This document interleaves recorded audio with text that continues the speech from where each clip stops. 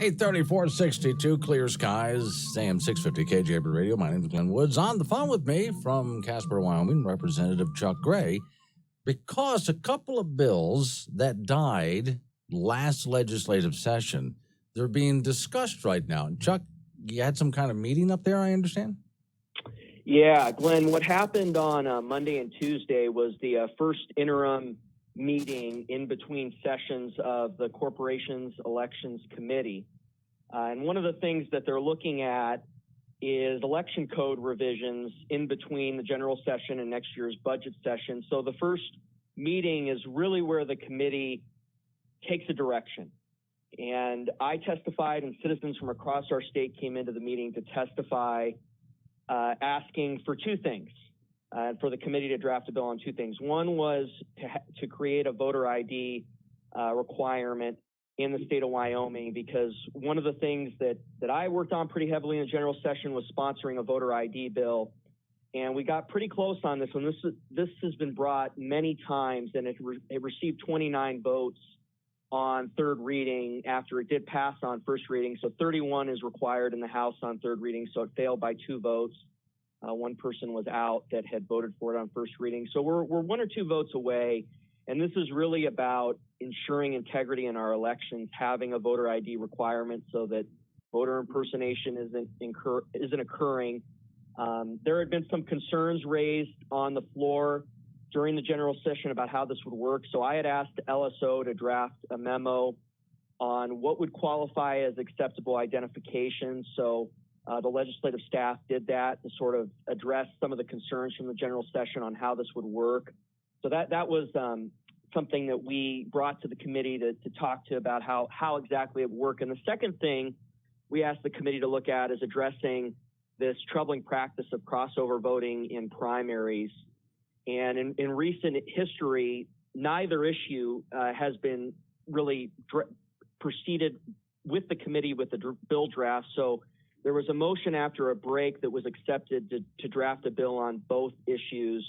The voter ID motion was unanimous to have a voter ID requirement, and then the crossover voting motion to stop crossover voting. There were 4 or 5 votes against it, but it passed by about 4 or 5 votes. And the way the motion was phrased, it's going to stop crossover voting on the day of the primary. We've talked about having the deadline earlier, but this is a good start. So it's something that it sounds like you can go ahead and get this started, and maybe later on you'll go back and see if you can push back that date to a later time? Well, it's possible. Yeah, to have an amendment would be possible on the floor in committee. The way this works now is that now that the committee has agreed to draft a bill, the chairman of the committee will now draft that bill in between now and the next meeting, and either at the second or third meeting, those bills will be marked up, and the committee will probably take a vote on whether to formally sponsor those. And the difference here, one of the differences is the bill and the committee in recent memory has not sponsored bills on these issues. It's usually been individuals, and committee bills usually are considered to have been vetted a little more, and so they have a little more momentum, and that's going to be important in a budget session where we do have the 2/3 threshold in the House of Origin. Okay, wait, there's several things I thought about. First off, it is a budget session, so it's a little harder to get it in. We also know that when any of it does get in, it could end up not getting through this time around just because there's only so much time in the budget session. So there's that. And then, as you know, a bill, even if you think it worked well out of committee, they can make mincemeat of it when it tries to go through the process during the legislative session, so you might not end up with anything near as what you guys just drafted. Yeah, there are many parts of this process. There's the 3 readings in both houses if it does proceed as a committee bill, plus the introduction process. So yeah, this is something that we need to continue to be vigilant on and watch. In terms of the budget session, I do agree that we should generally try to be focused on budget issues, and that's important. But we have expanded the number of days this year. It's going to be a 23-day budget session as opposed to the usual 20. So we do consider bills, and these are bills that really are important, ensuring the integrity of our elections. And the other thing in terms of budget session reform is a lot of people talk about focusing on the budget, and I agree. I think we need to be focused on the budget, but the way the budget session works is if you free up time, it doesn't mean we're going to spend more time on the budget. It just means we're going to adjourn earlier under the current rules. We need to have more than just the appropriations process and 2 readings on the floor on the budget. We need to have more time spent on the floor considering the budget, looking at different parts of the budget, and evaluating different parts of the budget. But yes, these bills I think are very important, and so in the budget session, if the committee decides to formally sponsor those, we'll have that opportunity to look at them, and they'll go through those 3 readings. At this point, I have no idea how our new governor, Mark Gordon, would go on something like this. Does he sign it? Does he veto the thing? I have no idea. I don't have a reference point.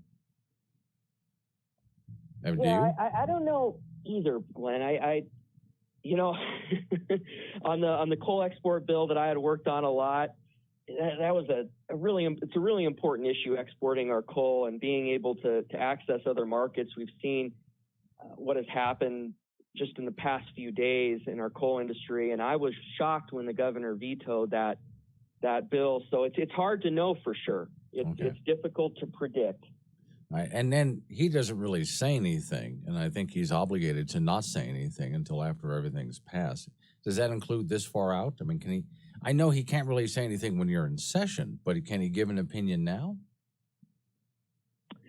Well, I think the general practice has been for the executive branch not to comment on certain bills. However, I think there's a part on certain things to help bring momentum on something that has struggled in the past and is very important to our state. And oftentimes on other issues, governors will chime in, and then on issues that maybe haven't gotten as much momentum but are conservative and haven't gotten the support in the legislature, the argument is given that, well, the executive should never get involved ahead of time. So there's sort of sometimes, I think there's kind of a dichotomy, but I do think in general it's good for those processes to be separate. But the governor does recommend a budget, so there's a role the governor's office has in also talking about priorities that the office has, and this is a priority, I think, for the people of Wyoming. Okay, Chuck, thanks for coming on, and as it develops, I'll give you a call again. You can keep us posted on your progress. Thanks, Glenn. Really appreciate it. Hope everything's going well. It is. Thanks for calling in. I appreciate it. 8:42 is the time, 62 degrees, AM 650.